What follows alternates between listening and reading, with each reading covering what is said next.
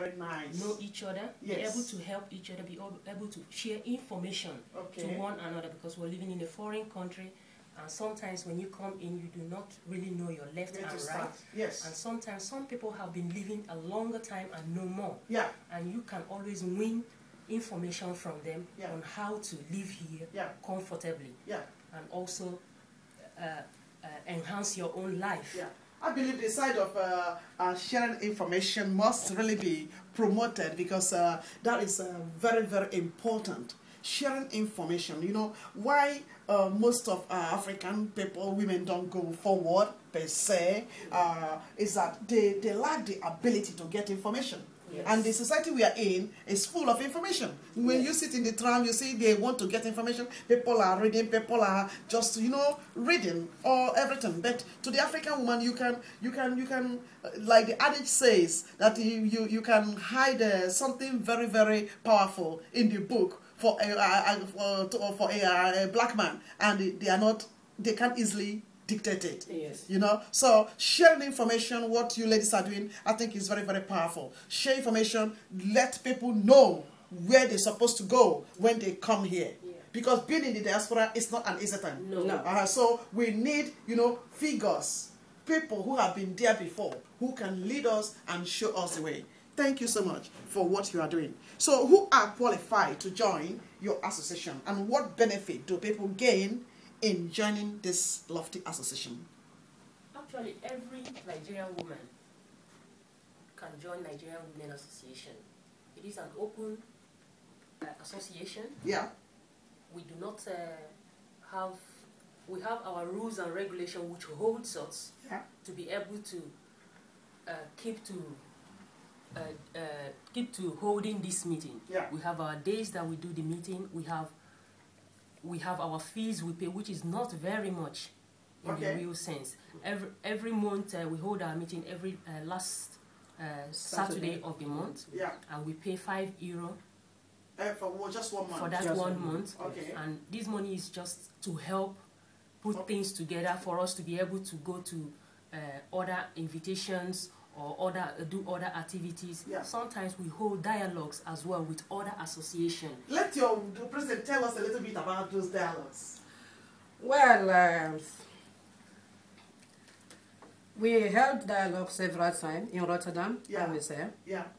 And, why not in Amsterdam? Well, because we don't have enough people in Amsterdam. No, I would say enough members in Amsterdam. Is it that you have not pushed forward to have them? Because I believe there are so many Nigerians here in Amsterdam. That's true. That's what we are fighting for. Okay. So the road is open for everybody. And if Amsterdam people, wherever you are, it doesn't matter, Amsterdam, Tilburg or wherever, if we can get enough people, and we can even start having a branches. Yeah. So once in a blue moon, then we can get together and see get general meeting. Yeah. Okay. So it is very, very difficult if you have only 1 or 2 members in Amsterdam to hold the dialogue here. So that is it. I believe that you ladies have to really push forward, because you've been there a little bit long, maybe more than 4 years now. That's true. So you don't still need to just limit yourselves and just be in one place. No. So you have to, because Nigerians are everywhere. So it depends on how you are making your contact. I mean, we have all these social networks, all these social what do you call it, devices or channels, social channels, to push forward what you are doing. So I think you have to work a little bit harder in that area to get people in. Yes. Because I heard from your secretary, Sister V, that it is an open forum.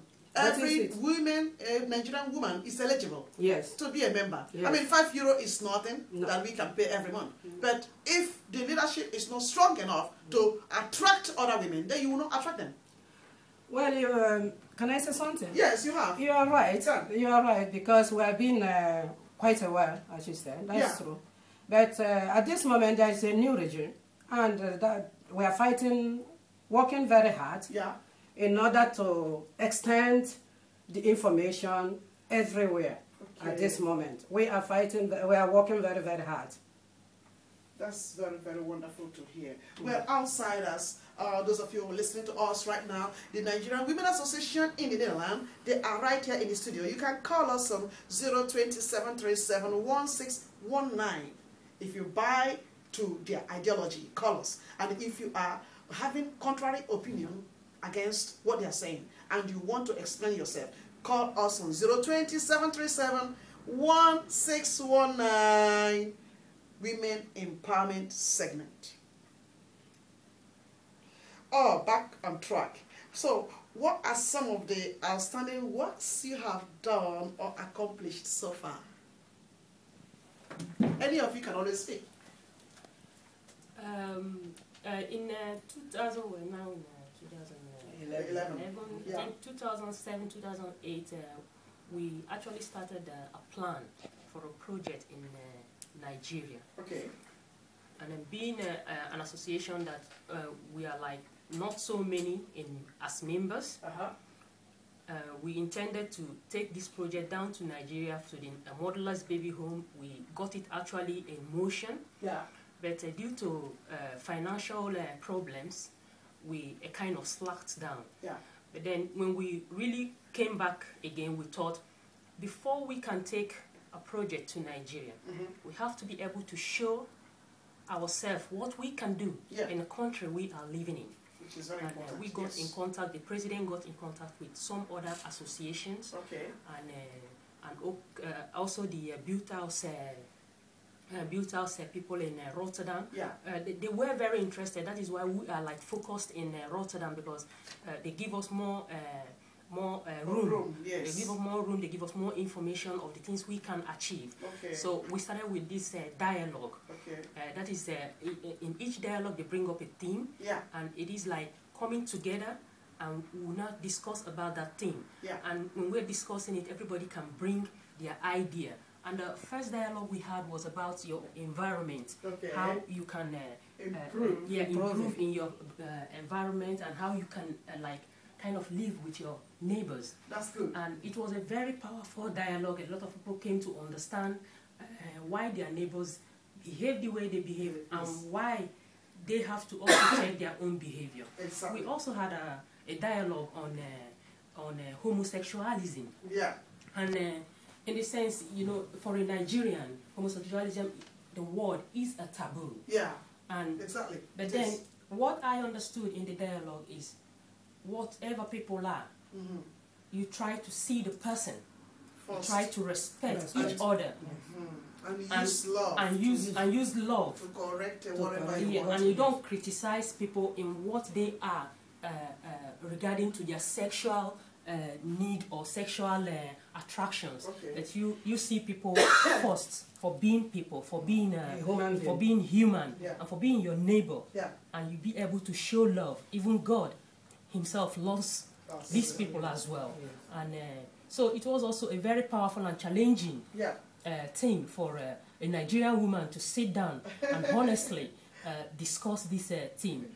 And so we're like trying to start give Nigerian women also the chance to meet up with other cultures here, to meet up with other Netherlands people, to be able to discuss these things that happen really on the street, and to make the Nigerian woman an eloquent woman, a woman who can come up with her own ideas and be able to speak out these ideas. And this is what Nigerian women are going for this time. We're not going for wearing of cloth and the big head ties and everything.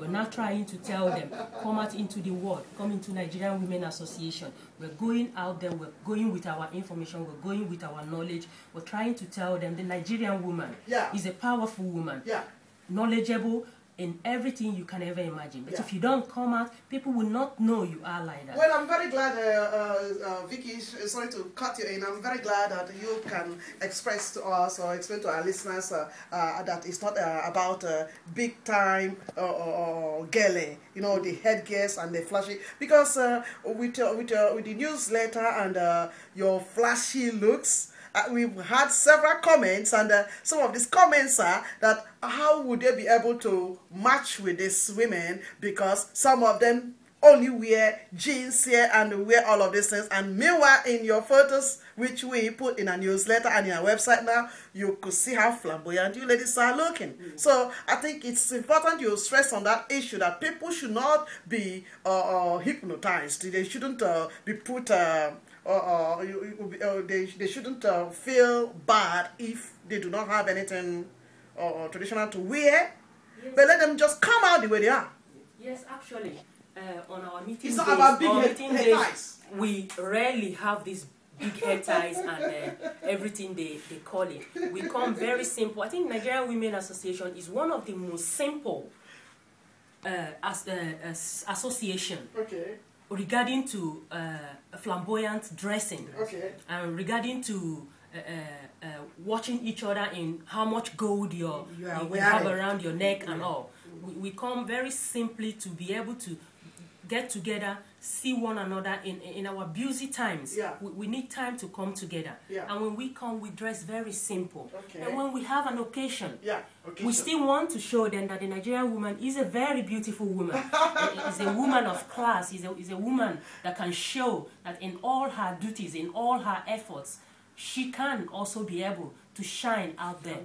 And when it gets to that time, yes, we prepare and we come out and we come out shining. That's very powerful. That is very, very, very, very powerful. Well, listeners out there, you are having this broadcast under the courtesy of Radio Voice of Naija, transmitting on Radio Razzle. We are on 105.2 megahertz ether and 103.8 cable, discussing our social segment, Nigerian Women Association in the Netherlands. You want to call us on 020-737-1619. We will be having a short break and we shall be back.